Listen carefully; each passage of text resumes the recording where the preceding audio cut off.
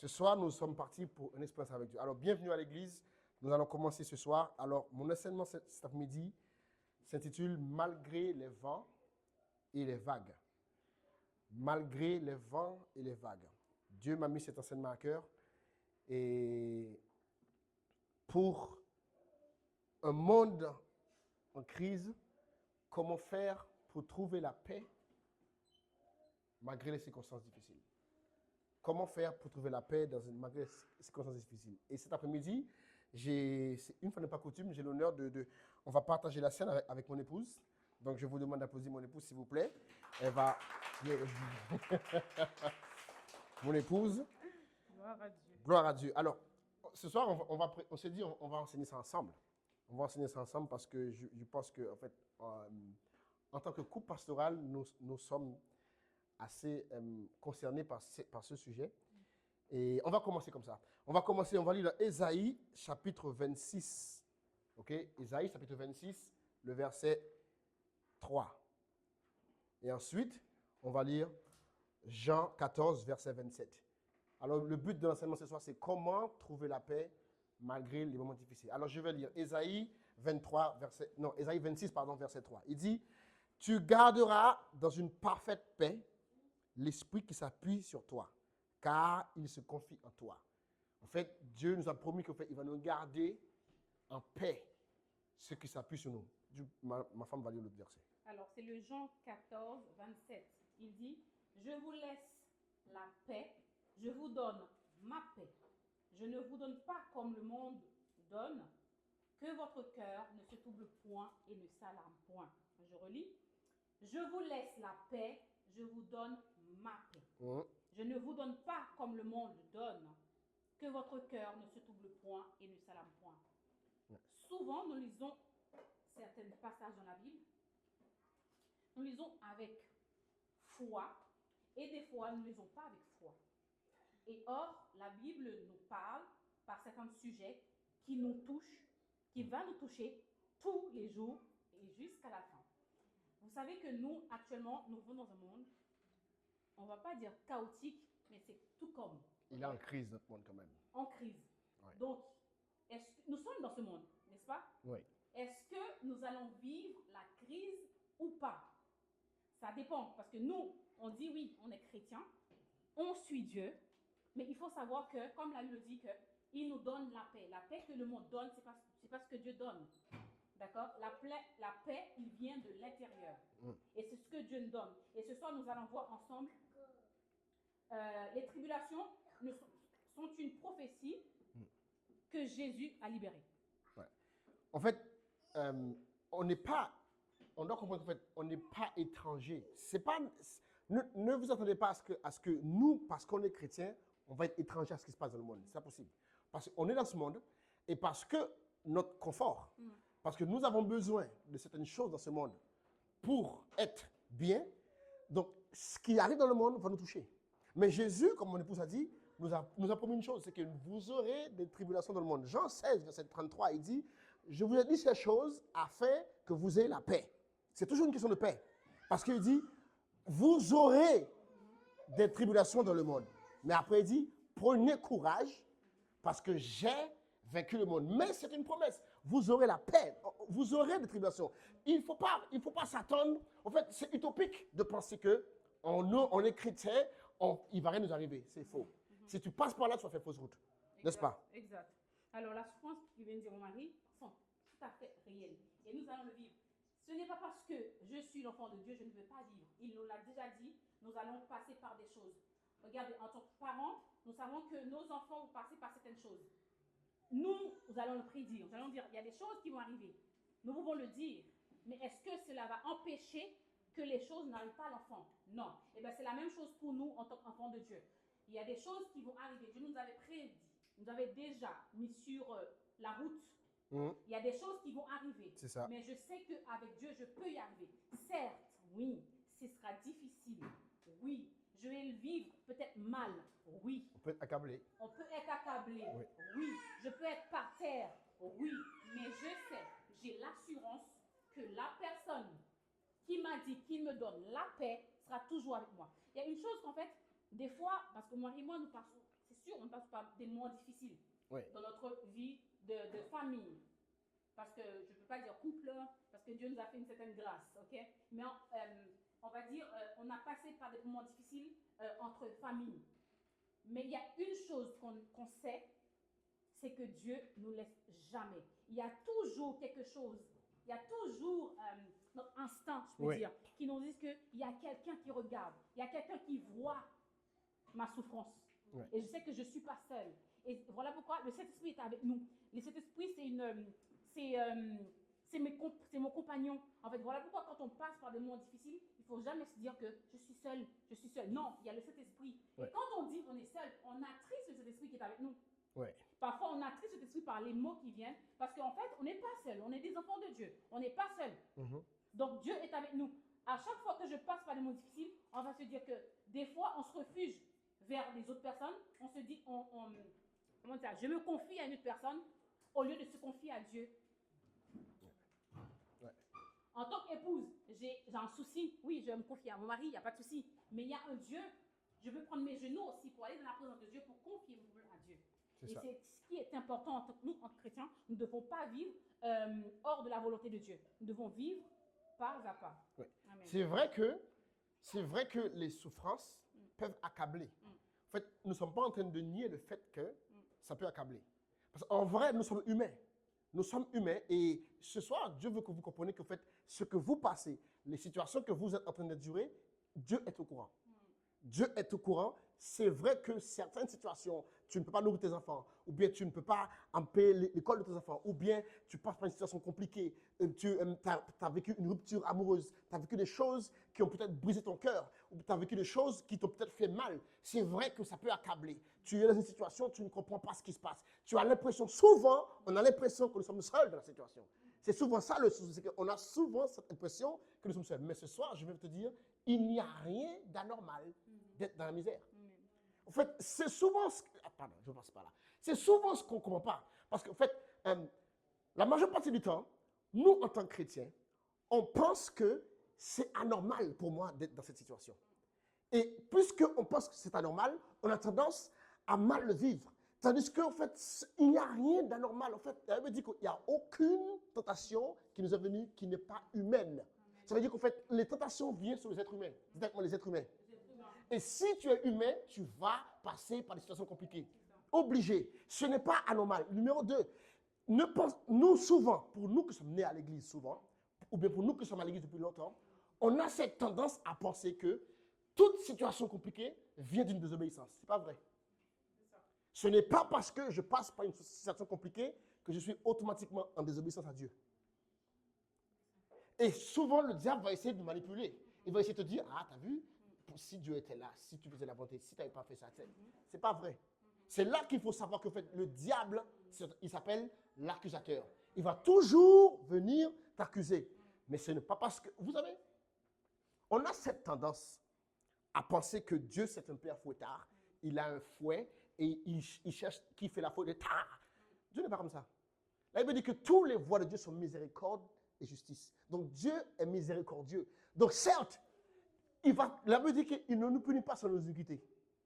Okay? Donc parfois, ce qu'on mérite, Dieu ne donne pas. Mais le diable va te faire quoi? Ouais, tu passes par là parce que tu es... Souvent, on dit aux gens, si tu avais la foi, non. Si tu avais la foi, tu ne serais pas malade. Non, ce n'est pas vrai. Si tu avais la foi, ce n'est pas vrai. Ce n'est pas vrai, exactement, ce n'est pas vrai. On peut être parfois même être dans la volonté de Dieu, c'est ce qui te met dans les épreuves. Demande à Daniel.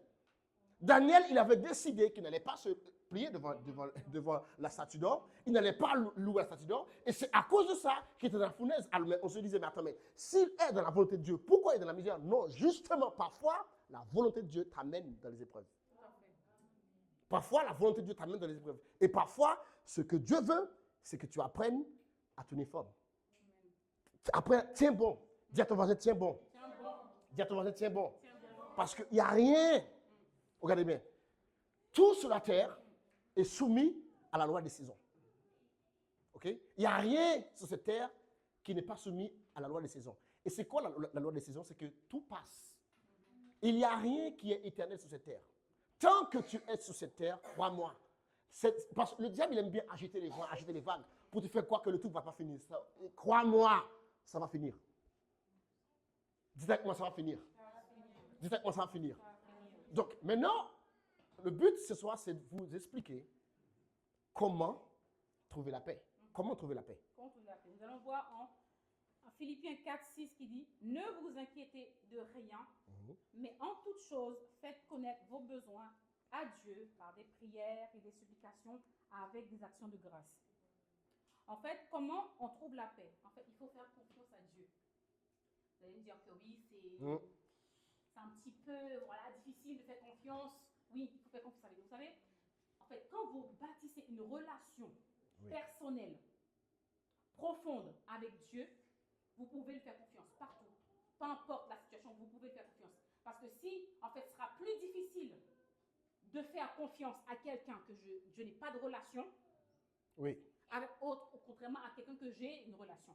C'est plus facile. Moi, j'ai plus facile tendance à faire confiance à mon mari parce qu'on a une relation. De la même façon, si tous les jours, je me lève, je ne lui parle pas, je ne fais rien, absolument rien, je ne dis pas bonjour, je ne vais pas dans la présence de Dieu, je ne bâtis pas la relation qu'il faut avec mon Père Céleste, quand il y a un souci, une tribulation, comme il nous a dit, ben, je ne trouve pas la force d'aller voir. Voilà pourquoi certains d'entre nous, parfois, disent que si je vais dans la présence de Dieu, est-ce que Dieu va m'écouter? Pourquoi? C'est parce que nous savons très bien que dans le mois, dans la semaine, nous n'avons pas l'habitude de lui parler. Donc, du coup, c'est faux. En fait, il y a des gens que je ne connais pas, papa, par exemple. Si j'ai un souci, j'aurais peur d'aller vous voir parce que je ne vous connais pas. Je vais me dire en moi-même que peut-être vous allez me juger. Eh bien, c'est la même façon qu'il y a des enfants de Dieu, entre guillemets, que quand il y a des soucis, qui ne veulent pas aller voir Dieu. Pourquoi? Parce que c'est juste que Dieu va me juger. Est-ce que Dieu va ceci? Est-ce que Dieu va cela? Et ça, ce sont des suggestions mentales du diable. Que le diable vous a mis à l'intérieur de vous. Que Dieu, il a dit, il est avec moi jusqu'à la fin du monde. Et c'est ça, en fait, que quand nous bâtissons notre relation avec Dieu, nous n'aurons pas peur, quand il y a un moment difficile, d'aller dans la présence de Dieu. Et de lui remettre tous nos soucis. Il a dit, déchargez-vous de tous vos soucis. Il a dit tout. Il n'a pas dit un peu. Il n'a pas dit un petit peu. Il a dit tous vos soucis. Et c'est dans mon cœur. Je sais que je crois que fortement dans mon cœur que Dieu Amen. Je vais vous donner quelque chose. Moi, avant que je me suis mariée, je vais vous donner ma vie. C'est ma vie. Et c'est sa vie. Je sors du. Donc, qu'est-ce qui s'est passé? C'est que j'étais dans un moment un peu difficile parce qu'il n'y avait pas ma mère. Et j'ai appris à bâtir cette relation avec Dieu. Et il n'y avait pas à manger. Seigneur, je ne vais pas demander aux gens à manger. Et j'ai fait quoi? J'ai pris mes genoux, je priais. J'ai dit, Seigneur, je sais que tu vas faire quelque chose parce que moi, je ne vais pas faire n'importe quoi. Je suis seule en France, je ne vais pas faire n'importe quoi. Et tu vas débloquer quelque chose pour que je puisse manger. Eh bien, vous savez quoi? Je parle à Dieu comme un père. J'étais très jeune. Je parle avec Dieu avec mes mots. Dieu n'est pas là pour nous juger. Peu importe la façon que nous venons vers lui, il est là pour nous écouter. Eh bien, vous savez quoi? Dieu a mis dans la main de maman et mon téléphone a sonné.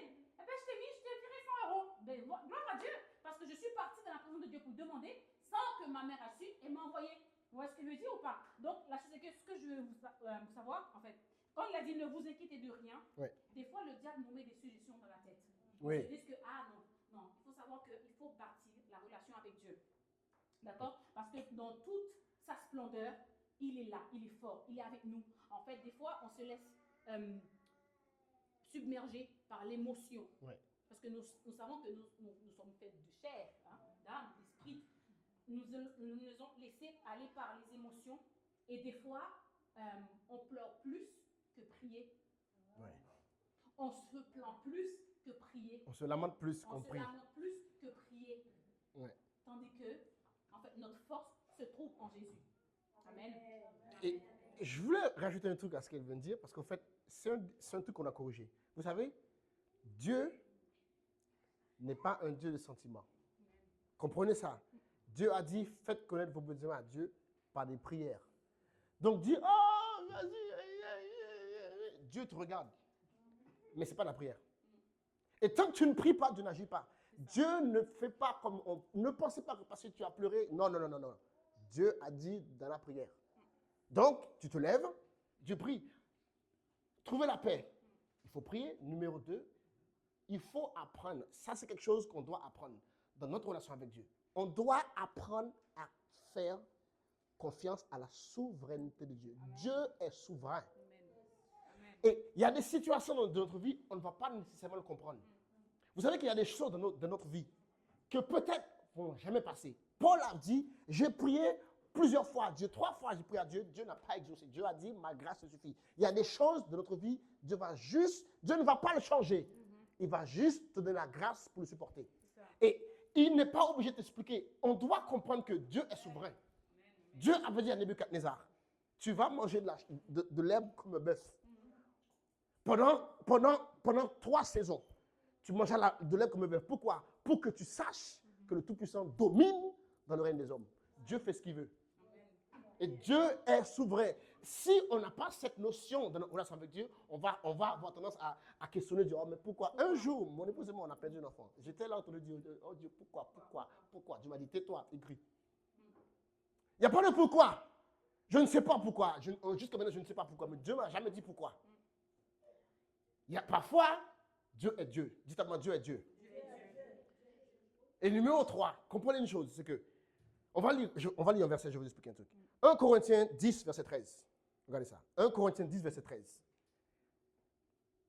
Aucune tentation ne vous est survenue qui n'était humaine.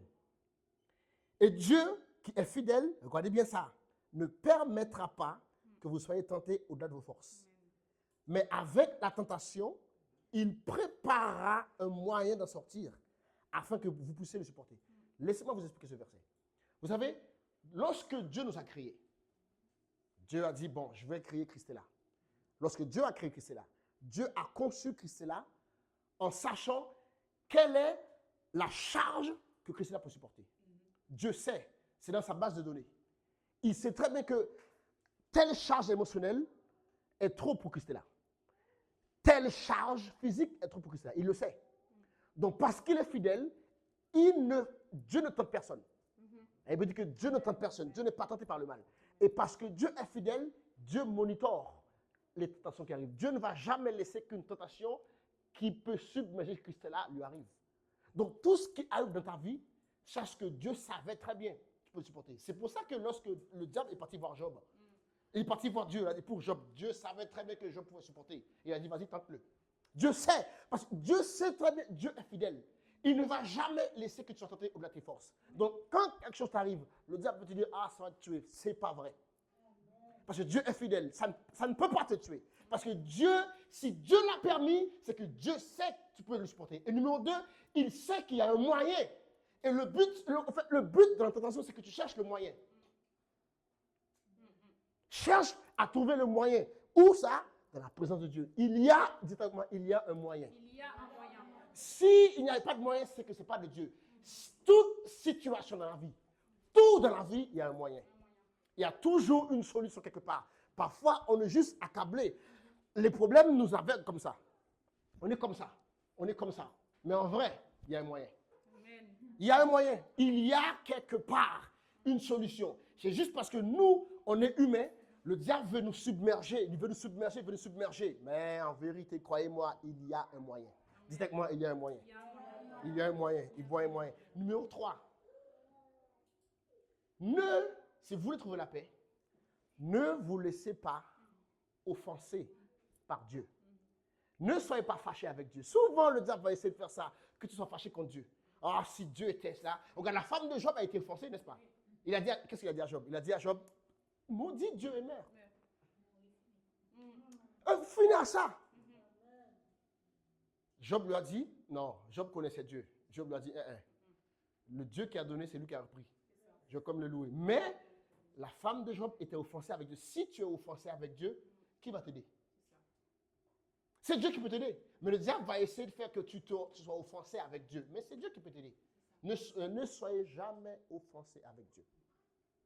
Ce que vous ne comprenez pas, rendez grâce à Dieu. Suivant. Regardez bien. Alors, il nous dit en Jacques 1,13 que personne, Éphésiens 5,20, rendez continuellement grâce pour toutes choses à Dieu, le Père, au nom de notre Seigneur Jésus-Christ. Vous savez, comme il a dit, en fait, il faut commencer à remplir. Il y a un moyen En tant qu'enfant de Dieu, il y a un Mhm. moyen Oui. de déclencher la grâce et la faveur de Dieu. Et commence par numéro 1, c'est remplir notre atmosphère de louange. Quand on commence à louer Dieu, Oui. il y a des choses qui se débloquent. Quand on commence à rentrer dans la profondeur en louange avec Dieu, il y a des choses qui se débloquent. Il y a parfois que vous allez me dire, oh oui, on n'a plus de force pour louer, on n'a plus de force. Mais vous savez, juste un soupir seulement, Dieu sait.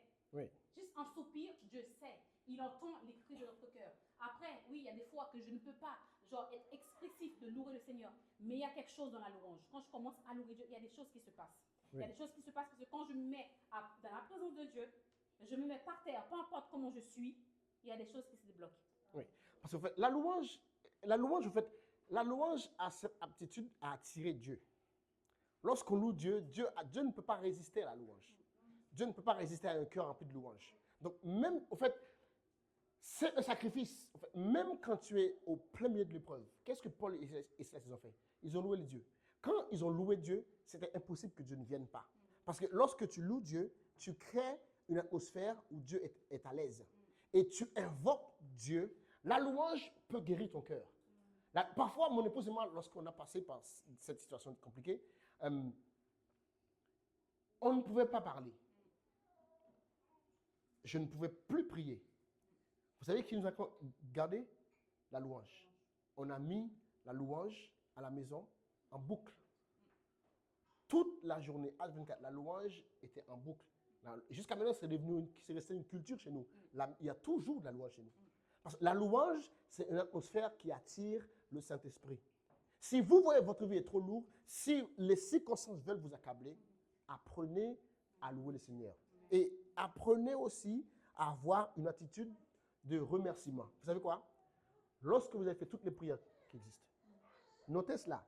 Lorsque vous avez fait toutes les prières qui existent et rien ne fonctionne, dites merci Seigneur. Oui. Si vous avez tout essayé, tu as fait la guerre spirituelle, tu as chassé les démons, tu as fait tout ce que tu connais, tu as jeûné, tout, mais ça ne marche pas, arrête tout, dis merci Seigneur. Apprenez à avoir une attitude de remerciement. Oui, attitude de dites merci. Parfois, on veut prier pour un truc. Vous savez, dire merci à Dieu pour quelque chose qu'il n'a pas fait, c'est mettre Dieu à crédit. Dieu n'aime pas être à crédit. Dieu déteste être à crédit. Dieu dit, vous ne devez rien à personne. Donc, si tu dis merci à Dieu pour quelque chose qu'il n'a pas fait, Dieu va se dire, ah, il m'a pris au piège. Louez parfois, mettez de la louange, dansez devant le Seigneur comme s'il l'a fait. Tu cherches, je ne sais pas moi, tu veux un nouveau travail ou bien tu veux te marier, peu importe la chose, ça tarde. Quand ça tarde, ce n'est pas le moment de te plaindre. Loue le Seigneur. Quand les circonstances veulent t'accabler, pas le moment de te plaindre. Loue le Seigneur. Loue le Seigneur. Et une fois que tu as loué le Seigneur, ça ne peut que aller mieux. Et après, regardez bien une chose. Un autre point que vous comprenez. On doit faire confiance à la parole de Dieu. Okay? Si vous voulez trouver la paix dans les moments compliqués, on doit apprendre à faire confiance à la parole de Dieu. Ce que Dieu a dit, c'est oui et amen. Ce que Dieu a dit, c'est oui et amen. Il avait dit que Dieu n'est pas un homme pour mentir, ni le Fils de l'homme pour se repentir. Ce qu'il a dit, sa main peut l'accomplir. Sa main peut l'accomplir. Certainement, il le fera. Il a dit, celui qui a commencé en nous cette bonne œuvre peut l'amener à la perfection. Il peut le faire. Dieu n'a jamais promis quelque chose qu'il n'a pas fait. Toutes les promesses de Dieu, pour nous, sont oui et amen. La Bible dit dans Proverbe 30, verset 5, il dit, toutes les paroles de Dieu sont éprouvées. Ça veut dire quoi? Ça veut dire, tout ce que Dieu dit, il y a la puissance derrière pour l'accomplir. Vous savez pourquoi Dieu ne peut pas mentir? Proverbe 30, verset 5. Vous savez pourquoi Dieu ne peut pas mentir? Parce que lorsque Dieu parle, ça crée. Vous et moi, nous avons cette tendance à mentir. Pourquoi? Pas parce qu'on est méchant. Parce que parfois, on n'a pas la capacité de faire ce qu'on dit. C'est tout. Par exemple, regardez bien, je vais vous montrer un exemple. Je dis à ma femme, je vais te donner 100 euros. OK? C'est mon intention. Admettons maintenant que quelque chose se passe. J'avais les 100 euros, quelque chose se passe et j'ai dû payer 100 euros. la situation m'a fait de mentir parce que je n'ai pas donné ça à ma femme. C'est ça. Je n'ai pas la capacité à moi de donner ça parce que je ne veux pas.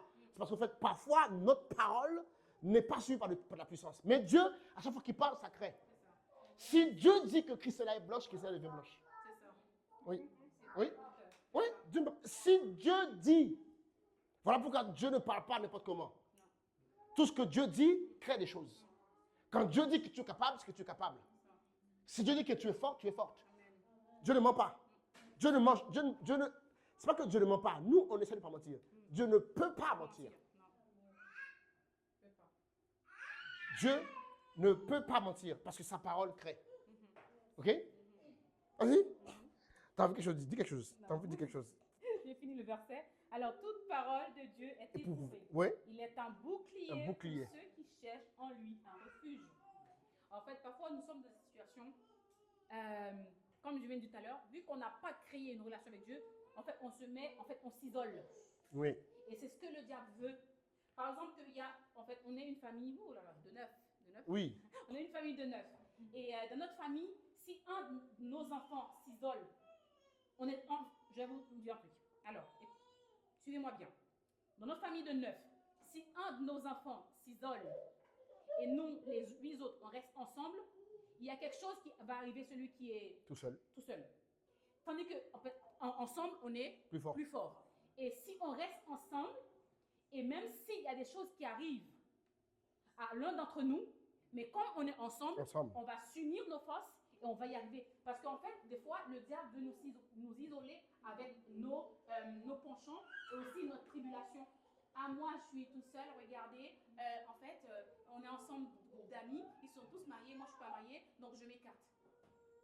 Je m'écarte, et comme ça, je m'écarte, et le diable me parle dans ma tête. Si tu es une fille, il te pousse à faire des choses mauvaises, et c'est un homme, pareil. Oui. Donc, du coup, je m'isole, et quand je suis isolée, le diable fait quoi? Il rôde. Il rôde. On dit que le diable rôde. Il rôde. Et si je ne veille pas, c'est comme hier soir, on parlait de ça, si je ne veille pas, à chaque fois que moi je mets ma tête droite, oui, on doit être focus sur Jésus, mais il faut savoir que l'ennemi il rôde. Oui. Si moi je m'isole, il aura le temps, 1, de parler de ma tête, Deux. de ce qu'il veut, Oui. et de 2, de parler à travers ma bouche. Or, la Bible dit que tout ce que je dis crée, et tout ce que je parle crée. Donc du coup, si je m'isole, il y aura plein de choses qui vont, parce qu'en fait, à 2, on est plus fort. Oui, la Bible dit, il n'est pas beaucoup d'hommes sont seuls. Pas seul. Dieu n'a pas créé l'être humain pour vivre tout seul. Exact. Oui. Dieu n'a pas créé l'être humain pour vivre tout seul. Donc, quand tu t'isoles, qu'est-ce qui se passe? Le diable, il va t'isoler, comme mon épouse a dit, et il va te pousser à penser. Yes. Mais tout ce que tu penses, tu finis par le parler. C'est ça. Et c'est là qu'il t'a eu. Parce qu'une fois que tu parles, tu as créé un environnement. Exact.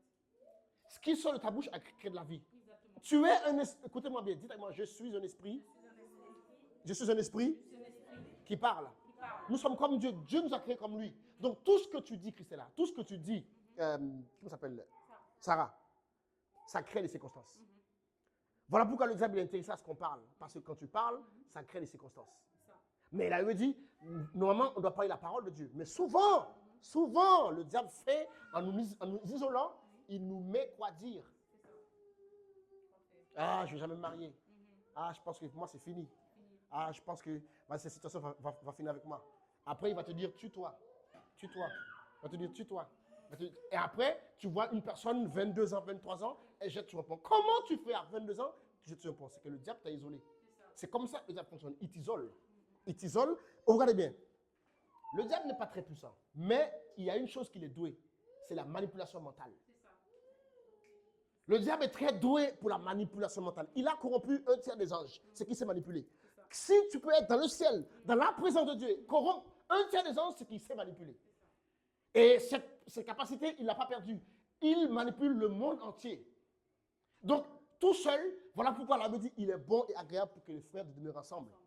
C'est lorsqu'on est ensemble, on est fort. Lorsqu'on est ensemble, on est fort. Lorsqu'on est ensemble, je veille sur toi, tu veilles sur moi. Mais si tu es tout seul, le diable, il va te manipuler. Il va te dire, tu sais, Dieu ne t'aime pas. Regarde ta situation. Tout le monde est marié sauf toi. Tout le monde a une maison sauf toi. Depuis combien de temps tu cherches un travail? Les gens ne t'aiment pas. Arrête de penser que tu es moche. OK? Arrête.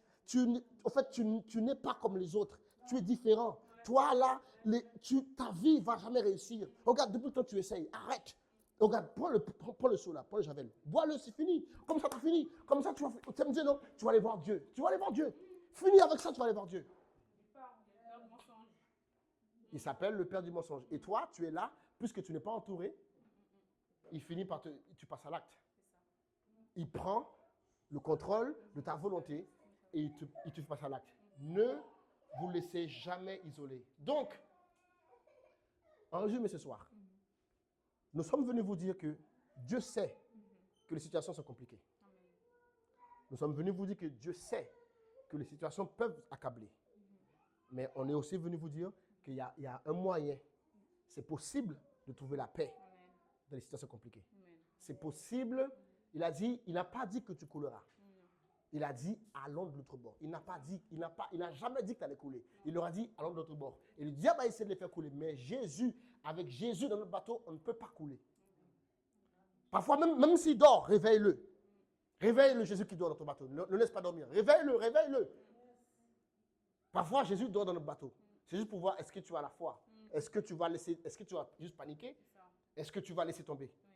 Ne laisse jamais tomber ton rêve. Ne laisse jamais tomber les opportunités. Ne laisse jamais tomber. Ne succombe jamais à la maladie. Tant que tu es vivant, il y a de l'espoir. Tant que tu as le souffle de vie, tu peux parler. Tant que tu peux parler, il y a de l'espoir. Tant que tu as une bouche, une oreille, tu peux parler. Donc il y a de l'espoir. Ne dites jamais c'est fini. Jamais de la vie. Parce qu'avec Dieu, il y a toujours un moyen de se sortir. Amen. On va se lever. Alléluia, on va se lever. Gloire à Dieu, on peut applaudir le Seigneur. Alléluia.